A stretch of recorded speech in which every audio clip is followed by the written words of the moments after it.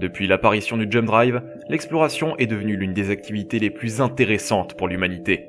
Chaque jour, un nouveau jump point pouvait être découvert, parfois menant vers un système déjà connu, permettant d'avoir une route de plus pour se déplacer dans l'immensité grandissante de l'espace, et parfois menant vers un endroit encore inexploré de notre espèce.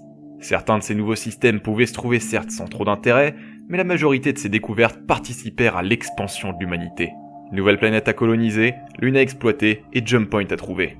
Le système qu'on va aborder aujourd'hui a, d'après moi, dépassé entièrement tout ce qui pouvait être imaginé. Au-delà de l'attrait des nouvelles terres fertiles et des nouveaux paysages, ce système nous a offert lors de sa découverte quelque chose d'unique. Les restes d'une civilisation disparue. Moi c'est Dayoum, et aujourd'hui on va parler du système Hades.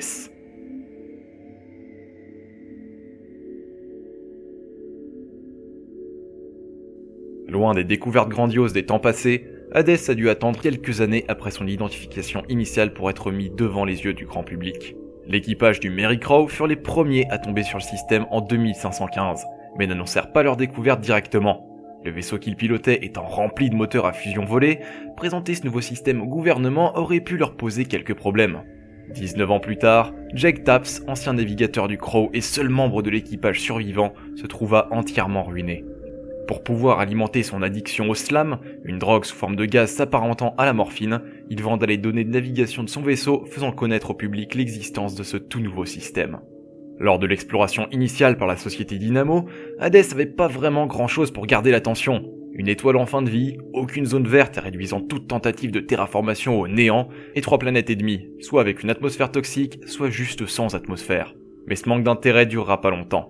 Sur chacune de ces planètes, de nombreuses traces prouvant l'existence d'une ancienne civilisation étaient présentes. Une ancienne civilisation qui semblait s'être autodétruite lors d'une guerre civile ultime. C'est ainsi que l'humanité a pris l'existence de la défunte espèce des Hadésiens. Hades 1 devait probablement être habité lors d'une époque lointaine. Entre les multiples cratères présents sur place, des ruines peuvent être découvertes laissant penser à une faible occupation passée. Le manque d'atmosphère provoque beaucoup de questions dans le cercle scientifique. Est-ce que cet astre en possédait une auparavant ? Est-ce que la guerre civile se trouve responsable de sa disparition ? Les hypothèses sont nombreuses et les réponses inconnues. De mon côté, j'ose penser que Hades 1 aurait pu être une planète comportant un certain nombre d'industries, et que lors de la guerre, la destruction en chaîne de toutes ces usines aurait pu enflammer l'atmosphère, provoquant sa disparition. Tout comme la première planète, Hades 2 devait être habitée il y a bien longtemps. Une atmosphère se trouve encore présente, mais comme la rage ayant détruit cette espèce, elle n'est pas vraiment faite pour laisser les humains vivre si jamais ils tentent de s'aventurer sans combinaison. Sous les vents violents remplis de cendres éjectées par les multiples volcans actifs de l'astre, de nombreuses villes hadésiennes peuplent le paysage. Toutes entièrement détruites, laissées à la merci de l'air meurtrier. Un bon nombre de ces ruines se trouvent dissimulées sous de conséquentes couches de cendres. Et malgré les tentatives d'exploration approfondies effectuées par les archéologues présents sur place, l'environnement hostile peuplé d'orages et de tornades rend la progression dans ce domaine bien compliquée. Des dépôts de kérium, un minerai très prisé par les Chianes, furent découverts, mais à cause de la valeur historique et archéologique de la planète, aucune opération de minage n'est autorisée sur place. Comme si chaque planète du système se devait d'avancer encore plus loin dans la violence et l'inhospitalité, Hades 3 se trouve encore plus rude que sa confrère du même nom -1. Elle possède une atmosphère extrêmement toxique, laissant uniquement les équipes les mieux protégées accéder à sa surface. Mais malgré cet environnement hostile, la présence de nombreuses ruines fut documentée au cours des années, nous laissant penser qu'il reste encore beaucoup de choses à apprendre sur cette espèce. Certaines choses devraient rester dans le secret pour l'éternité. C'est ce que beaucoup de monde doit penser en regardant Hades 4, la dernière planète du système.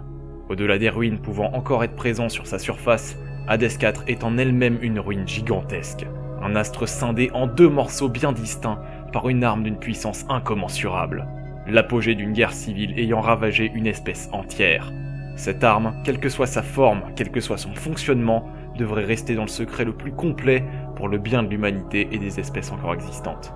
Il existe un nombre presque infini de théories sur les Hadésiens, et chaque année, plein de nouveaux diplômés foncent dans le système en espérant résoudre les mystères entourant cette civilisation. Et chaque année, uniquement l'échec se trouve au rendez-vous.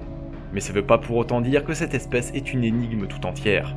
Les scientifiques furent capables de vaguement déterminer leur dimension physique.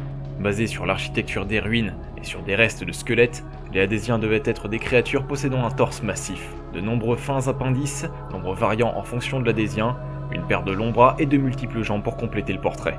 Au-delà de ça, les scientifiques semblent aussi certains que la guerre civile ayant provoqué cette extinction de masse aurait eu lieu il y a plus de 300 000 ans. À moins d'être un passionné de mystère et d'histoire, ce système est pas vraiment intéressant. Techniquement classifié comme abandonné par l'UEE, c'est pas forcément un endroit où les gens se posent pour boire un café. Aucune station de réparation ou de ravitaillement se trouve présente. Et les pilotes présents sur place ont pas forcément les meilleures intentions.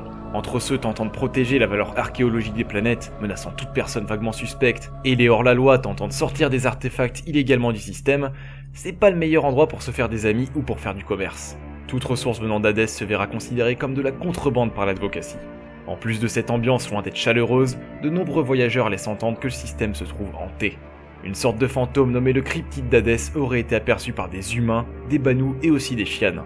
La créature aurait été décrite comme une entité sans peau, laissant sa musculature parcourue de veines bleues visibles sur la surface. Apparaissant uniquement dans l'extrême périphérie de la vision, ceux ayant aperçu ce fantôme furent incapables de le regarder directement, l'entité disparaissant instantanément. De mon côté, je trouve ce système véritablement fascinant. Rempli de mystères, d'histoires et de risques, cette vaste zone sera quelque chose de vraiment unique à visiter et à vivre. Et au-delà de cet aspect, je pense que Hades fait aussi un peu écho à la situation dans laquelle se trouve l'humanité dans Star Citizen, mais aussi de nos jours. Notre espèce et la vie en général, c'est quelque chose de plutôt fragile, et on n'est peut-être qu'à une guerre de notre extinction complète, que ce soit une guerre nucléaire de notre côté, ou la potentielle guerre civile entre Terra et la Terre dans Star Citizen. Merci à vous tous d'avoir regardé et merci bien sûr aux tipeurs pour le soutien fortement financier qui fait très plaisir. Cette phrase n'a pas beaucoup de sens. Ça faisait bien longtemps que j'avais pas parlé un peu de lore et de système et autres, donc j'espère que tout ce bousin vous aura bien fait plaisir. Mais bref, moi je vais vous laisser, j'ai des roulades à faire dans du sel, le mot de la fin très généreusement choisi par SGMat, Koe no Katashi.